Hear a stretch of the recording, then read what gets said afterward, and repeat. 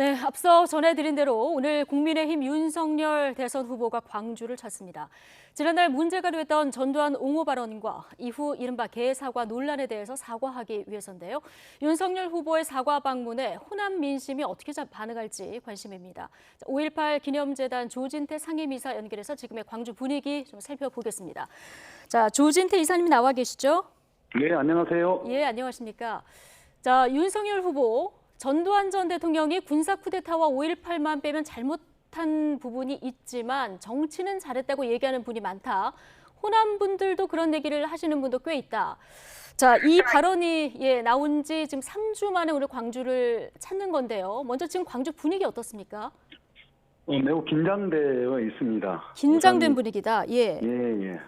우선 그 묘지 주변에도 지금 많은 분들이 나와 있는 상태이고요. 예. 그리고 시민들 역시 일손을 놓을 수는 없지만 자기 현장에서 상당히 긴장하면서 오늘 이 상황에 대해서 조바심 또는 한편으로는 들끓는 어떤 분노의 감정, 네. 이런 복잡한 감정들을 아마 가지고 계실 걸로 보이고요. 상당히 좀 긴장되어 있는 상태입니다. 상당히 긴장된 상태다. 윤 후보 광주 방문 검찰총장에서 내려온 뒤 지금 두 번째 방문인데 지난번에 방문했을 때 5.18 묘지에 와서 비석도 어루만지고 방명록에 5.18 정신을 잇도록 하겠다 이렇게 이제 행보를 보였었는데 이사님 개인적으로는 오늘 방문 어떻게 보고 계십니까? 말씀하신 대로 그때의 방문에 대해서 우리 광주 시민들과 5.18 관련 피해 희생자들은 마음으로부터 안도를 했지요. 윤석열 국민의힘 당시 경선인데요. 후보께서 5.18 정신에 대해서 수용하고 있구나라고 하는 그런 마음을 가졌었습니다. 예. 그런 뒤에 전두환 찬양 발언 때문에 완전히 경악을 금치 못했었거든요. 예. 오늘 이제 사과로 온다고 해서 광주에 좀 오고 아마 있을 걸로 보이는데 예. 이 사과 어떤 식으로 할지, 어떤 방식으로 할지, 어떤 내용으로 할지 그런 부분이 굉장히 중요하게 생각이 돼요. 예. 지난번에 내려왔을 때는 좀 안도의 분위기가 있었는데 지금 경악한 분위기로 바뀌었고 오늘 사과가 어떤 식으로 될지 이게 관건이 될 것이다 이런 얘기를 해주셨는데 자 1박 2일 방문 일정이라서 오늘과 내일 윤 후보 일정 하나하나가 관심을 받을 텐데요. 혹시 광주에서 일정 관련해서 광주단체와 미리 좀 이야기가 진행된 것이 있습니까? 전혀 연락을 받은 바 없습니다. 이 부분 관련해서는 조율된 바가 없으십니까? 예, 그렇습니다. 일정은 이제 나중에 언론을 통해서 알게 됐고요. 예. 5.18 기념재단과 5.18 단체 그리고 시민사회단체에서는 윤석열 후보의 사과를 위한 광주 방문 오기 전에 정확한 입장을 표명할 것을 요구를 했었지요. 예. 그런 요구에 대해서는 물론이고 일정에 따라서 이를테면 5.18 단체와 만난달지 등등에 대해서는 전혀 통보받은 바가 없습니다. 그렇군요. 오기 전에 무언가 명확한 좀 입장 표명을 하고 와달라.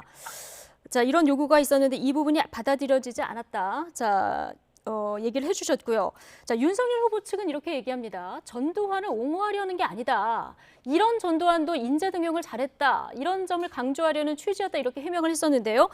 오늘 호남의 대표 중진 정치인이죠. 박주선 전 국회 부의장이 자, 이런 얘기를 했습니다. 정치 신인으로서 실수인 만큼 광주 시민들이 아량과 품위로 사과를 받아들이는 것이 광주 정신의 격을 높이는 것이다. 이런 이야기를 했거든요. 이 발언은 어떻게 보고 계십니까? 이 광주 시민들 아량과 품위가 높습니다. 네. 그동안 우리 한국 현대사의 굴곡진 사건들 많았고 그리고 수많은 고초를 겪었고 때로는 소외와 배제를 당하면서도 나눔의 정신을 그때그때 상황에 맞게 시민들은 대응해 왔지요. 네. 그리고 잘 아시겠지만 최근에는 이제 대구에서 그 코로나 굉장히 위중해질 때 가장 면접 병상을 내준 곳이 또 광주 시민들이었지 않습니까? 그렇죠. 5.18의 고난, 그 끔찍한 고통을 겪으면서도 우리는 민주주의에 대한 어떤 신념, 희망을 잃지 않았었고요. 예. 그런 만큼 시민들은 넓은 아량과 품위를 갖고 있습니다. 네. 그러나 이 5.18은 물론이고 광주를 능멸하고 또는 모욕하는 그런 행태에 대해서는 분노를 금할 수가 없는 것이죠. 박주선 전 의원께서 그런 말씀을 하시려면 네. 가장 우선 먼저 해야 될 것이 예. 윤석열 후보에게 보다 적극적으로 5.18 정신을 어떻게 계승할지에 대해서 주문을 하고 그것을 약속을 책임 있게 하라. 이런 조언을 먼저 하셨어야 된다고 봅니다. 예. 자, 그럼 가장 관심은 윤 후보가 이번 광주 방문을 통해서 사과의 메시지를 어느 정도 수위로 내놓느냐 이 부분 아니겠습니까? 진정성이 그렇죠. 예, 있다 없다를 나눌 어떤 명확한 기준을 저희가 말씀드릴 수는 없겠지만 그래도 어느 정도 수위의 메시지가 나오면 광주 시민들이 좀 이 사과를 받아들여 주실까요? 윤석열 후보가 국민의힘 대통령 후보지 않습니까? 네. 국민의힘 당의 전신 이제 자유한국당이었고, 네. 그때 자유한국당 소속 국회의원들의 국회에서의 그 망언, 소동, 광주 시민들은 잊지 않고 있습니다. 예.